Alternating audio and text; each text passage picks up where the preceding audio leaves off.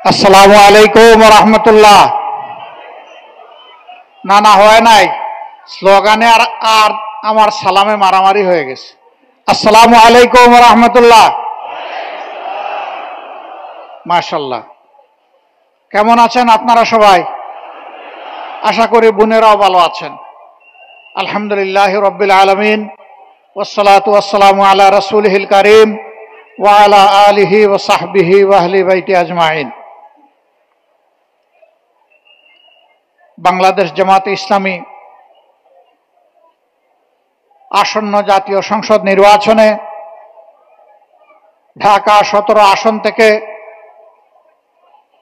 যাকে মনোনয়ন দিয়েছে,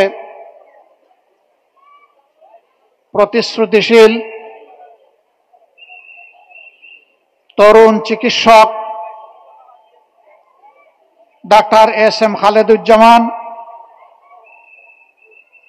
এই নির্বাচনকে সামনে রেখে আসনের এই এলাকার জন্য আজকে যুব ছাত্র এবং নাগরিক সমাবেশের সম্মানিত সভাপতি, বাংলাদেশ জামাতে ইসলামীর কেন্দ্রীয় নির্বাহী পরিষদের অন্যতম সদস্য,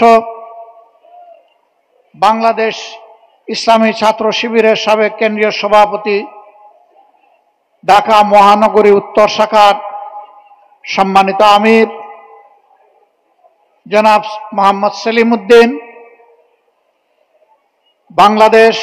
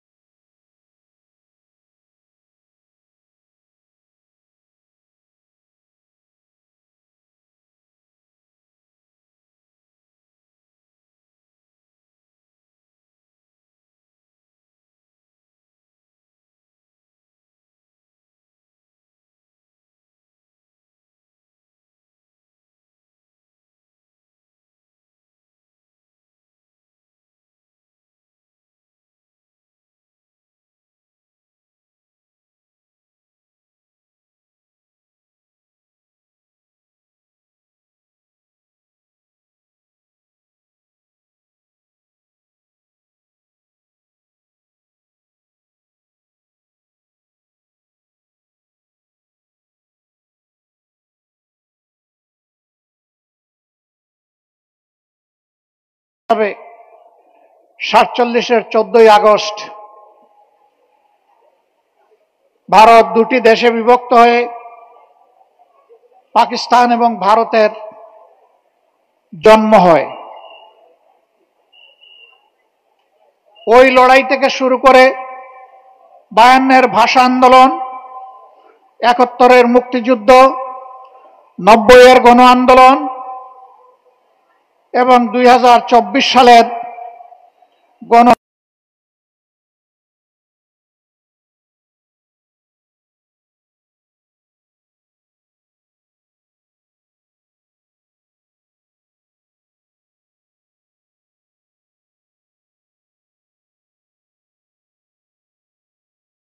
বিপ্লবে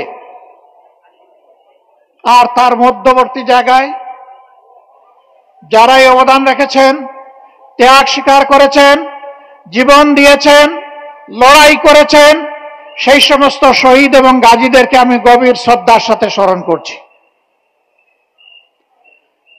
যারা লড়াই করতে গিয়ে জীবন দিয়েছেন, মহান আল্লাহ তাআলার দরবারে দোয়া করি আল্লাহ যেন তাদেরকে শহীদ হিসাবে কবুল করেন। গাজী হিসাবে যারা বেঁচে আছেন, আল্লাহ রাব্বুল আলামিন তাদেরকে দুনিয়া এবং আখিরাতে সম্মানিত করুন। প্রিয় দেশবাসী, দুইবার স্বাধীন হলাম, কিন্তু সত্যিকার অর্থে আমরা স্বাধীনতার স্বাদটা পেলাম না।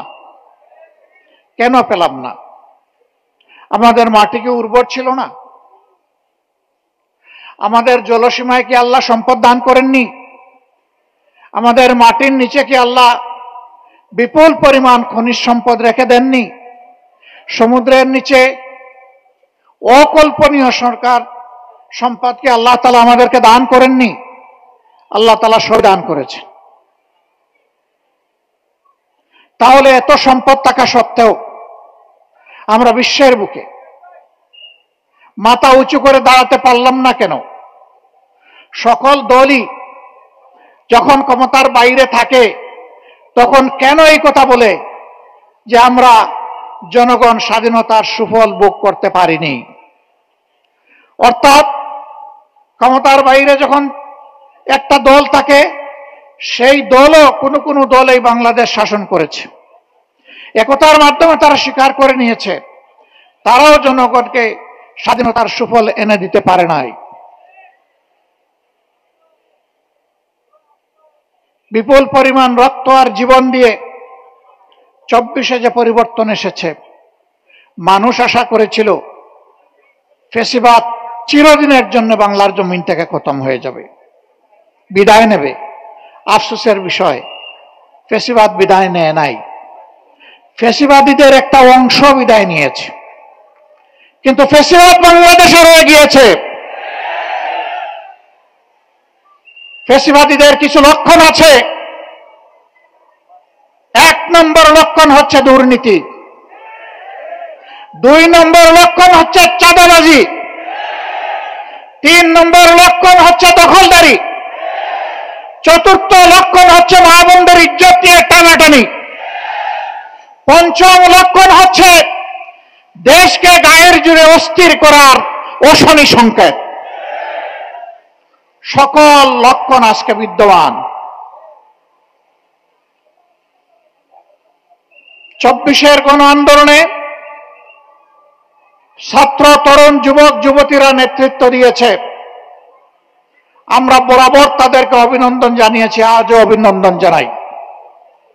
তাদের নেতৃত্বে বাংলাদেশে শিশু থেকে বৃদ্ধ, নারী থেকে পুরুষ, সকল শ্রেণী পেশার মানুষ জীবন বাজি রেখে খোলা গুলি এবং আগুনের মুখে তারা লড়াই করেছিল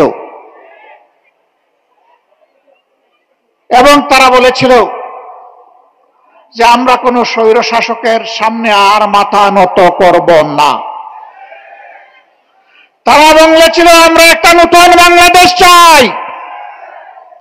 তারা বলেছিল আমরা একটি দুর্নীতি দুঃশাসন মুক্ত মানবিক বাংলাদেশ চাই। আমাদের ছাত্র যুব সমাজের আকাঙ্ক্ষা ছিল আমরা একটা উন্নত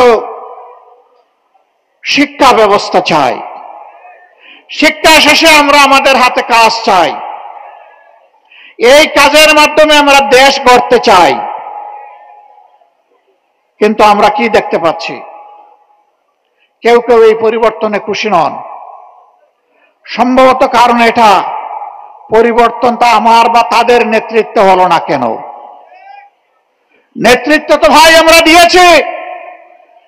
স্বৈরাচারের বিরুদ্ধে 15.5 বছর আমরা আন্দোলন করেছি, আমরা জীবন দিয়েছি, আমরা মামলা গলায় নিয়ে জেলে ঢুকেছি, ঘর বাড়ি ছেড়ে এখানে সেখানে আমরা পালিয়ে বেরিয়েছি।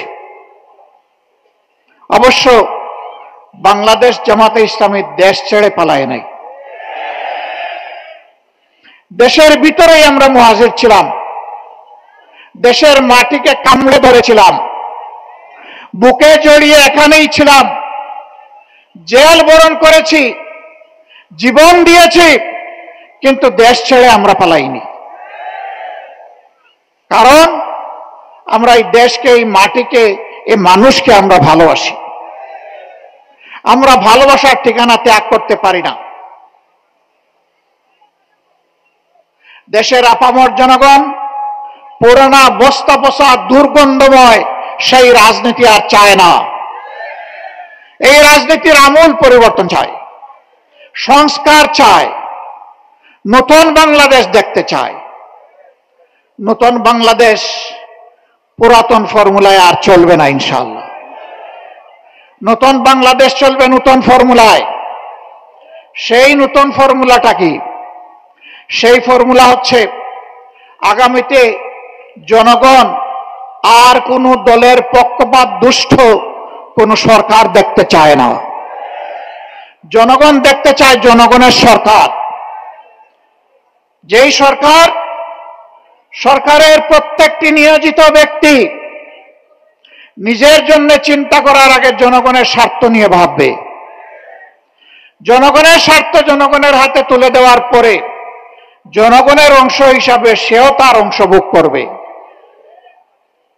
যেই সরকার জনগণের ভাগ্যের পরিবর্তনের কথা বলে জনগণের সাথে প্রতারণা করে নিজের ভাগ্যের পরিবর্তন করবে না, যেই সরকার দুর্নীতিতে জড়াবে না, যেই সরকারের মদতপুষ্ট হয়ে কেউ চাঁদাবাজি করার দুঃসাহস দেখাবে না, যেই সরকারের সময় সমাজের সর্বক্ষেত্রে ন্যায় বিচার প্রতিষ্ঠিত হবে, নারী পুরুষ সকলেই সম্মানের সাথে শান্তিতে এই সমাজে বসবাস করে উন্নয়নের গর্বিত অংশীদার হবে, ভূমিকা রাখবে। পুরুষরাও রাখবে, নারীরাও রাখবে, নিরাপত্তা এবং সম্মানের সাথে রাখবে। এই নতুন ব্যবস্থাপনা বাংলাদেশের জনগণ দেখার জন্য মুখিয়ে আছে। আগামী ফেব্রুয়ারিতে রোজার পূর্বে যে নির্বাচন ইনশাআল্লাহ অনুষ্ঠিত হবে, সেই নির্বাচনে জনগণ যাদের কর্মসূচি সমর্থন করে, যাদের বক্তব্যে আস্থা রেখে তাদেরকে বাছাই করে নেবে, আমরা তাদেরকে অভিনন্দন জানানোর জন্য এখন থেকে প্রস্তুতি নিচ্ছি। যদি আমাদের দলকে জনগণ বেছে নেয়, আমরা সকল রাজনৈতিক দল এবং শক্তিকে আহ্বান জানাবো, আপনারাও আমাদেরকে সমর্থন দিবেন, অভিনন্দন জানাবেন এবং আপনাদেরকে সাথে নিয়েই আমরা দেশ গড়ব ইনশাআল্লাহ। কেউ কেউ ইতিমধ্যে বলেছেন তারা ফ্যাসিবাদ বিরোধী সকল দলকে সাথে নিয়ে যদি তারা নির্বাচিত হন তাহলে সরকার গড়বেন ইল্লা জামাতে ইসলামী, জামাতে ইসলামী ছাড়া। আমরা তাদেরকে বিনয়ের সাথে বলবো, জনগণ যদি মহান আল্লাহর ইচ্ছায় আমাদেরকে নির্বাচিত করে ইনশাআল্লাহ আমরা আপনাদেরকেও বাদ দিব না, সবাইকে সাথে নিয়ে আমরা দেশ গড়ব ইনশাআল্লাহ। আমরা বিভক্ত জাতি আর দেখতে চাই না। জাতিকে যারা বিভক্ত করে তারা জাতির দুশ্মন। আমরা ওই দুশ্মনের রাজনীতির চাষ আর বানাতে না। কিছু লোক প্রপাগান্ডা ছড়ায়, জামাতে ইসলামী তো কোনোদিন সরকার চালায় নাই। এখন এই সংকটময় মুহূর্তে যদি জনগণ জামাতকে ভোট দিয়ে সরকার গঠনের সুযোগ দেয় তাহলে তাদের তো অভিজ্ঞতা নাই, তারা দেশ চালাবে কেমনে? হ্যাঁ, আমরা স্বীকার করি আমাদের অভিজ্ঞতা নাই। কোন অভিজ্ঞতা নাই জানেন? জনগণের সম্পদ চুরি করার অভিজ্ঞতা আমাদের নেই। দলীয় কর্মীদেরকে দিয়ে চাঁদাবাজি করার অভিজ্ঞতা আমাদের নেই। শিক্ষা প্রতিষ্ঠানগুলোতে গণরুম কায়েম করে টর্চার সেল গঠনের অভিজ্ঞতা আমাদের নেই। সর্বপর্যায়ে মাথা থেকে পায়ের কথা দুর্নীতি করার অভিজ্ঞতা আমাদের নেই।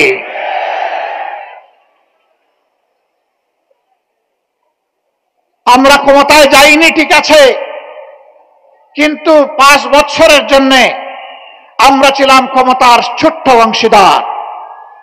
2001 থেকে 2006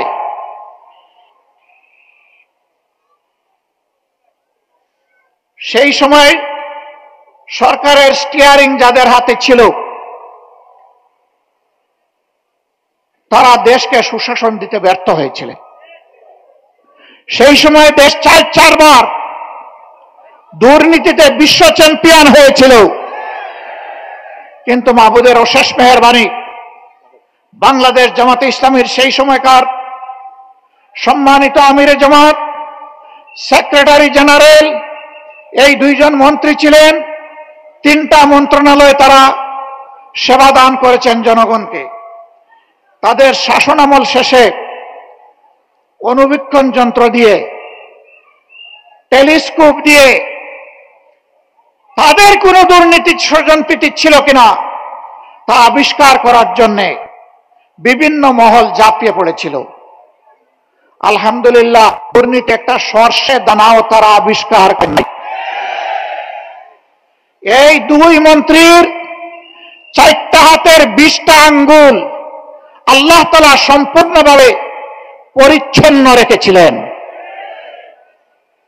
তারা প্রমাণ করেছেন এই দুইটার সাথে আরো 10টা মন্ত্রণালয় যদি জামাতে ইসলামের লোকেরা পরিচালনার সেবা দেওয়ার সুযোগ পেতেন, তাহলে 12টা মন্ত্রণালয় একই ধরনের পরিচালিত হতো, জনগণ উপকৃত হতো। তাদের এই সাফল্য দেখে যারা দুর্নীতিবাজ, যারা এই দেশের কল্যাণ চায় না, তারা শঙ্কিত হয়ে পড়েছিল। জামাত যদি এইভাবে এগিয়ে যায়, এই দেশে যদি সুশাসন সুবিচার প্রতিষ্ঠিত হয়, দুর্নীতিমুক্ত বাংলাদেশ যদি তৈরি হয়ে যায়, তাহলে সমাজে আর বিভাজনের রাজনীতির এই ব্যবসা চলবে না। সুতরাং যে কোনো মূল্যে জামাতকে বাংলাদেশের রাজনীতি থেকে অস্তিত্বহীন করে দিতে হবে। তারা সেই ষড়যন্ত্র শুরু করেছিলেন।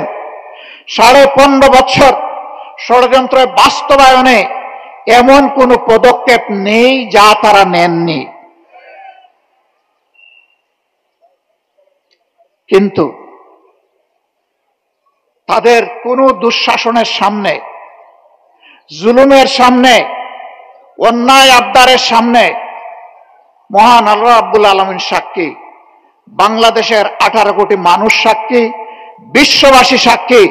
জামাতে ইসলামের নেতৃবৃন্দ তো দূরের কথা, সাধারণ একজন সমর্থকও মাথা নত করে নাই। ইসলামী ছাত্র শিবিরের উপর তাণ্ডব চালানো হয়েছে, জীবন কেড়ে নেওয়া হয়েছে, পঙ্গু করা হয়েছে, তাদেরকে গুম করা হয়েছে, কিন্তু ইসলামী ছাত্র শিবির কারো কাছে মাথা নত করে নাই। শিক্ষা প্রতিষ্ঠানগুলো থেকে ইসলামী ছাত্র শিবিরকে নির্মূল বলে ঘোষণা দেওয়া হয়েছে। হ্যাঁ, মুখে মুখে যে ঘোষণা তারা দিয়েছিল, ছাত্র সমাজের বুকে বুকে তার ভিন্ন কিছু তৈরি হয়েছিল, যার প্রমাণ এই 5 আগস্টের বিপ্লব সাধিত হওয়ার পরে ইতিমধ্যে ঢাকা বিশ্ববিদ্যালয় সহ বাংলাদেশের 4টি বিশ্ববিদ্যালয়ে ছাত্র সংসদ নির্বাচন অনুষ্ঠিত হয়েছে। আল্লাহর অসীম মেহেরবানিতে ছাত্র এবং ছাত্রীদের ভালোবাসা সিক্ত হয়ে ইতিহাসের নতুন রেকর্ড তৈরি করে ইসলামী ছাত্র শিবির তারা সফলতা অর্জন করতে সক্ষম হয়েছে। অপপ্রচার করা হয়েছিল ছাত্র শিবির পারবে না, ছাত্র শিবির জিতবে না, ছাত্র শিবির জিতবে ফেসবুকে, বুটে জিতবে অমুক দল। এই অপপ্রচার করা হয় নাই। কেন জিতবে না? বলা হয়েছিল তরুণ যুব সমাজ এদের আদর্শ পছন্দ করে না, এদের কার্যকলাপ পছন্দ করে না, ছাত্রীরা তো একেবারেই না, নস্যি। এই ধরনের অপপ্রচার করা হয়েছিল। সকল অপপ্রচারের মুখে আই মেরে ছাত্র সমাজ, ছাত্রী সমাজ প্রমাণ করেছে ছাত্র শিবিরই তাদের আস্থার ঠিকানা। যখন এই সফল নির্বাচনগুলো হয়ে গেল, এই সফলতা দেখে আবার অনেকে দিশাহারা হয়ে পড়ল। এবার জিকির শুরু হলো। এই নির্বাচনের কোনো প্রভাব জাতীয় নির্বাচনে পড়বে না। সাংবাদিকরা আমাকে জিজ্ঞেস করে, আপনারা কি মনে করেন? আমি বললাম যে নির্বাচনের কোনো প্রভাব জাতীয় নির্বাচনে পড়বে না, সেই বিষয়ে আমাকে কেন প্রশ্ন করে সময় নষ্ট করছেন? যার কোনো প্রভাব পড়বে না, এই প্রভাব পড়াটা যারা সহ্য করে না, তারা টেলিভিশনে টকশোতে গিয়ে প্রতিদিন প্রতি রাত এত জিকির কেন করছে? এ কথাই প্রমাণ করে যে সবার আগে এই সংসদ নির্বাচনগুলোর প্রভাব তাদের মগজের উপরে পড়েছে, আর তার ইতিবাচক প্রভাব জনগণের হৃদয়ে পড়েছে। সম্মানিত বন্ধুগণ, এই রাস্তায় অনেকে সফল হতে পারবে না চিন্তা করে, জনগণের ম্যান্ডেটে আসতে পারবে না চিন্তা করে এখন কোন কোন জায়গায় পুরাতন সন্ত্রাসীরা নূতন রূপে আত্মপ্রকাশ করতে যাচ্ছে। কোথাও আমাদের প্রচার মিছিলে গুলি চালানো হচ্ছে, কোথাও মা বোনদের উপর হামলা করা হচ্ছে, কোথাও আমাদের প্রচার উপাদান উপকরণ সমূহ ছিঁড়ে ফেলা হচ্ছে, সরিয়ে ফেলা হচ্ছে। মা বোনদের উপরে আপনি যখন হামলা করবেন, মনে রাখবেন ওই মায়ের সন্তান আছে, ভাই আছে, স্বামী আছে। তার ইজ্জতের উপর হামলা করার পরে তারা বসে থাকবে না। এইভাবে আপনাদের হামলা প্রতিটি মায়ের হৃদয়ে জামাতে ইসলামী ইসলামী ছাত্র শিবিরকে পৌঁছায় দিবে ইনশাআল্লাহ। মসজিদের ভিতরে কোরআন চর্চা সহ্য করেন না, এর জবাব অতীতে যারা এমনটা করেছিল তারা পেয়েছে, আপনারাও পাবেন। পোস্টার ছিঁড়ে ফেলতেছেন, বিলবোর্ড উধাও করে দিচ্ছেন, লাভ হবে না। আপনি গাছের পোস্টার, লাইট পোস্টের পোস্টার, দেয়ালের পোস্টার, সুতোয় টানানো পোস্টার আপনি শিখতে পারবেন, কিন্তু জনগণের হৃদয়ে ভালোবাসার যে পোস্টার লেগে গিয়েছে সেই পোস্টার আপনারা চিনতে পারবেন না।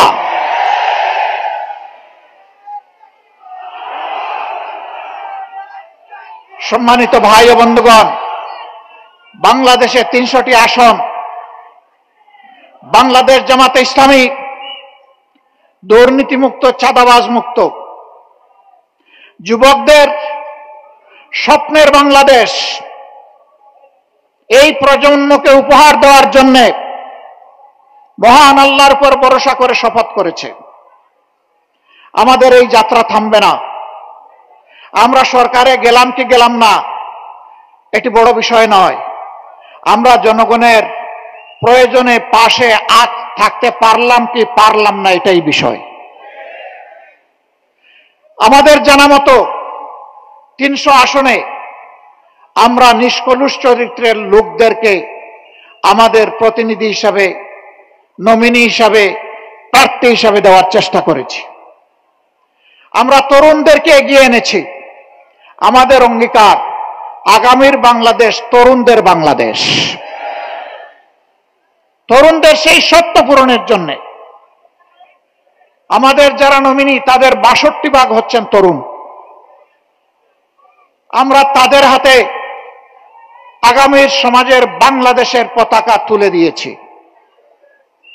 এখন জনগণকে শুধু অনুরোধ করব, আপনারাও তাদের হাতে পতাকাটা তুলে দেন। ১৭ আসনে আমরা যাকে দিয়েছি তিনি একজন চিকিৎসক, তিনি একজন নিবেদিত প্রাণ সমাজসেবক। এই প্রার্থী ঘোষণার পর থেকে হঠাৎ তিনি সমাজসেবক হয়েছেন তা না, তার রক্তে সমাজসেবার নেশা। যেদিন থেকে তার বুঝ বিবেক হয়েছে সেদিন থেকে সে জনকল্যাণে তার নিজেকে নিবেদিত করে রেখেছে। তার জন্মস্থানের জনগণ জানেন, যেখানে লেখাপড়া করেছে সেই এলাকার তার সহপাঠীরা জানে, আর এখানে তার বিচরণের ক্ষেত্রে এখন জনগণ হচ্ছে তার সাক্ষী। এটি শুধু খালেদুজ্জামানের নেশা না, এইরকম জনসভা যাদের নেশা এবং পেশা, আগামীর জন্য আমরা তাদের হাতেই ৩০০টা ফ্ল্যাগ তুলে দিয়েছি।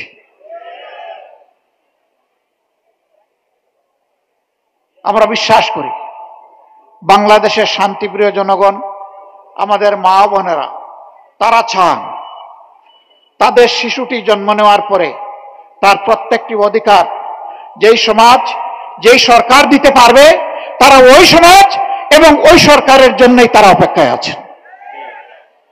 তার শিশুর স্বাস্থ্য সেবা, তার শিশুর বেড়ে ওঠার জন্য উপযুক্ত শিক্ষা, তার শিশুর জন্য নিরাপদ রাস্তা, তার শিশুর জন্য নিরাপদ শিক্ষা প্রতিষ্ঠান, এবং এরপরে শিশুর যখন ছাত্র শেষ হবে তখন তার শিশুর হাতে দেশ গড়ার কারিগরের চাবি তার শিশুর হাতে সমাজ যেন তুলে দেয়।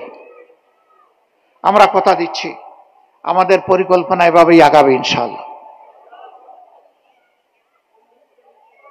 মাদের জন্য ভয়ভীতি দেখানো হচ্ছে। জামাতে ইসলামী ক্ষমতায় গেলে ওনারা ঘরের বাইরে কর্মক্ষেত্রে আর প্রবেশ করতে পারবেন না। আমি নিজে তার সাক্ষী। আমাকে আল্লাহ তাআলা একজন স্ত্রী দিয়েছেন, তিনি একজন চিকিৎসক ছিলেন, তিনি রোগীদেরকে সেবা দিয়েছেন। আমার দুটি মেয়ে, তারাও চিকিৎসক, তারাও তাদের সাধ্য অনুযায়ী সেবা দিয়েছে, দিবে। একটি ছেলে, সেও চিকিৎসক, সেও চেষ্টা করছে তার জায়গা থেকে মানুষকে সেবা দেওয়ার। আল্লাহ তাআলা আমাকে একটি মেডিকেল কলেজ এবং হাসপাতাল গড়ে তোলার সুযোগ দিয়েছিলেন, সেখানে যেমন নারীরা কাজ করে তেমন পুরুষেরা কাজ করে। যদিও সেই শিক্ষা প্রতিষ্ঠানটা কেবলমাত্র ছাত্রীদের জন্য ডেজিগনেটেড। আলহামদুলিল্লাহ, ওই শিক্ষা প্রতিষ্ঠানে, ওই হাসপাতালে যারা কাজ করে আমি গর্বিত। তারা অনেকে সরকারি চাকরি পেয়ে এখান থেকে একবার চলে গেছে, 4 মাস 1 বছর কাজ করার পরে আবার ফিরে এসেছে, বলে স্যার আমার চাকরিটাকে ফিরে পাবো। কেন? তুমি তো সরকারি চাকরিতে গিয়েছো, বেটার অপশনে গিয়েছো। মানুষ সরকারি চাকরির জন্য পায়ের জুতা ক্ষয় করে ফেলে, তুমি সেই চাকরি পেয়ে আবার এখানে ফিরে আসবা কেন? কয় স্যার ওখানে চাকরি আছে, পদ আছে, চেয়ার আছে, ওখানে সম্মান নাই স্যার, আমি সম্মানের জন্য ফিরে আসতে চাই। আমরা আমাদের কর্মচারীদেরকে কর্মচারী হিসাবে দেখি না, আমরা এই প্রতিষ্ঠানের অংশীদার হিসাবে দেখি। তারাও মানুষ, কোনো সময় ভুল করত। আল্লাহর কসম, আমি কখনো একজন পুরুষ কর্মচারীকে আরেকজন মানুষের সামনে কখনো বিচার করি নাই, শাসন করি নাই।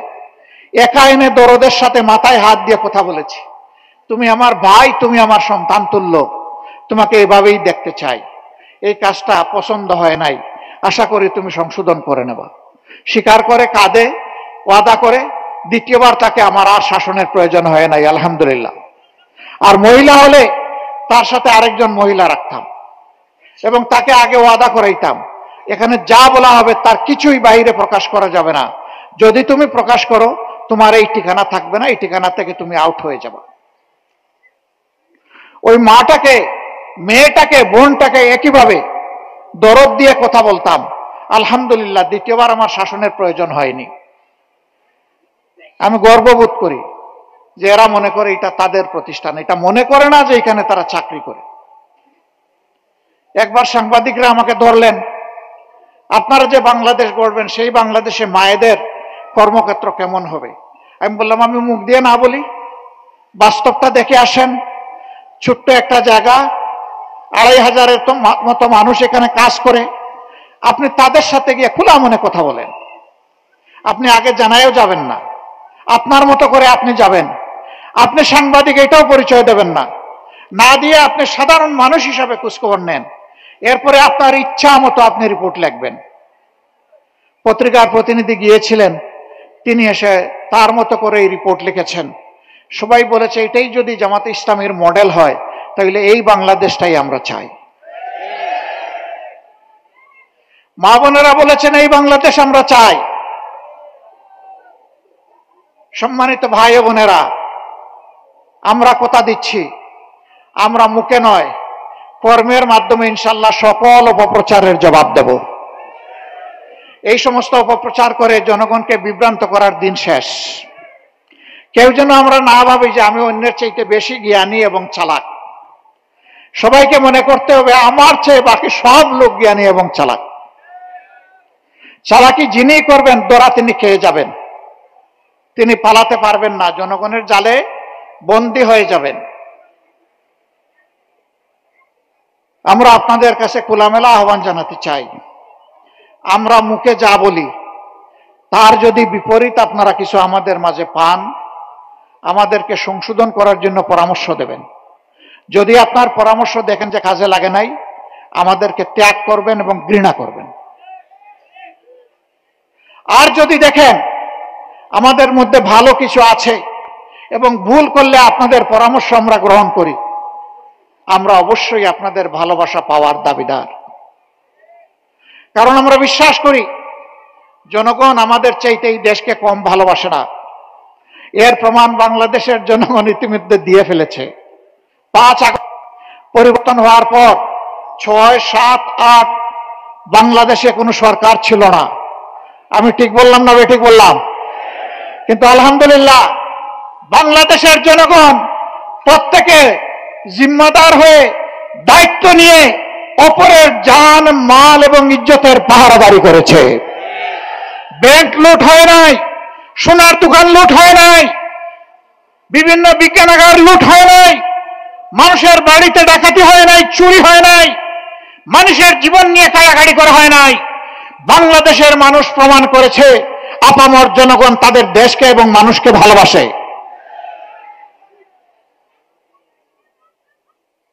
এই দায়িত্বশীল জনগণকে আমরা একটা দায়িত্বশীল সরকার উপহার দেব ইনশাআল্লাহ। এই সরকার পরিচালনা করতে গিয়ে দেশি বিদেশি কোন শক্তির লাল চক্ষুকে আমরা পাত্তাই দেব না। আমাদের সরকার পরিচালনাটি আল্লাহর ইচ্ছায়, জনগণের ভালোবাসায় আমরা সেই সুযোগ পাই। সরকার পরিচালনার ভিত্তি হবে আল্লাহকে ভয় করা, প্রকাশ্যে এবং গোপনে। আল্লাহকে যারা ভয় করবে, জনগণের সমস্ত আমানত তাদের কাছে নিরাপদ। জনগণকে তাদের অধিকার চেয়ে নিতে হবে না, সরকার বাধ্য থাকবে জনগণের অধিকার তাদের ঘরে পৌঁছে দিতে। এই ইতিহাস নতুন করে আমাদের রচনা করা লাগবে না, এটি আমাদের গর্বিত ইতিহাস, এটি আমাদের মদিনা কেন্দ্রিক শাসনের ইতিহাস।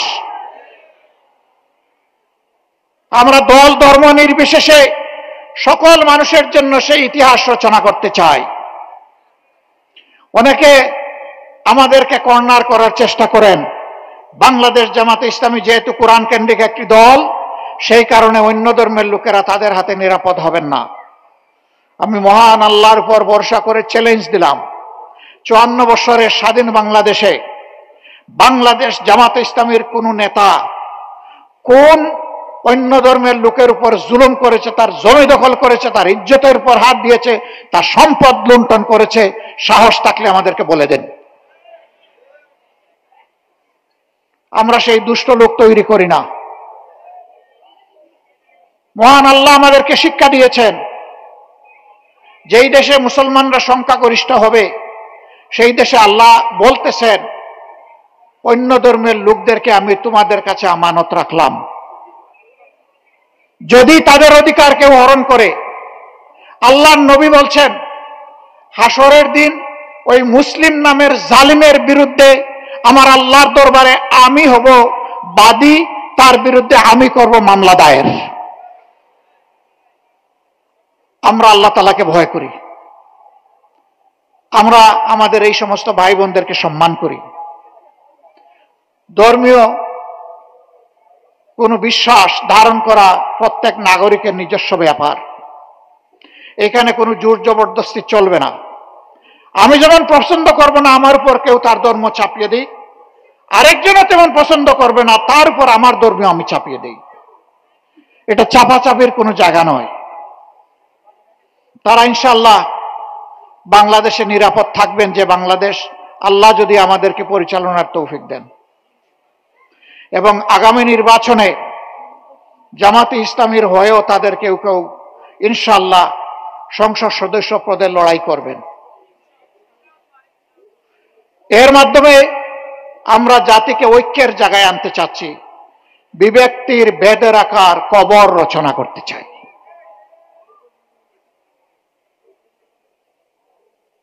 সম্মানিত এলাকাবাসী, কথা অনেক হয়ে গেছে, আজকে জুমাবার, আমরা সবাই জুমার নামাজে শরীক হব।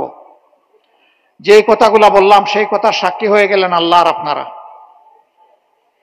মহান আল্লাহর কাছে তৌফিক চাই এই অঙ্গীকার কথাগুলা যেন আমরা রক্ষা করতে পারি। আমরা কথা দিচ্ছি, বাংলাদেশ পরিচালনার দায়িত্বে যাই অথবা না যাই, দুর্নীতির বিরুদ্ধে আমাদের যুদ্ধ চলবে। কেউ আমাদেরকে থামাতে পারবে না ইনশাআল্লাহ। চাঁদাবাজদের বিরুদ্ধে আমাদের প্রতিবাদ এবং যুদ্ধ অব্যাহত থাকবে, কেউ আমাদেরকে থামাতে পারবে না। দুঃশাসন, অপশাসন, অবিচার, এর বিরুদ্ধেও আমাদের লড়াই অব্যাহত থাকবে, এটাও কেউ আমাদেরকে থামাতে পারবে না। এই লড়াই সময়ে আমরা আপনাদের ভালোবাসা চাই, আপনাদের সহযোগিতা চাই, সমর্থন চাই, পাশে চাই, সাথে চাই। আল্লাহ প্রিয় দেশকে হেফাজত করুন। আগামীতে আল্লাহ তাআলা জনকল্যাণের একটা সরকার গঠন করার তৌফিক এই দেশবাসীকে দান করুন। সকল প্রকার দুঃশাসন অপশাসনের কবল থেকে আল্লাহ তাআলা চিরতরে আমাদেরকে মুক্তি দিন। একটা মর্যাদাপূর্ণ জাতি হিসাবে বিশ্বের বুকে মাথা উঁচু করে বুক ছিটিয়ে দাঁড়ানোর তৌফিক আল্লাহ আমাদেরকে দান করুন। আপনাদের সকলের প্রতি গভীর কৃতজ্ঞতা, আন্তরিক অভিনন্দন এবং মোবারকবাদ জানিয়ে আমার বক্তব্য এখানেই শেষ করছি। আল্লাহ হাফিজ। বাংলাদেশ জিন্দাবাদ। বাংলাদেশ জামাতে ইসলামী জিন্দাবাদ। আসসালামু আলাইকুম ওয়া রাহমাতুল্লাহি ওয়া বারাকাতুহু।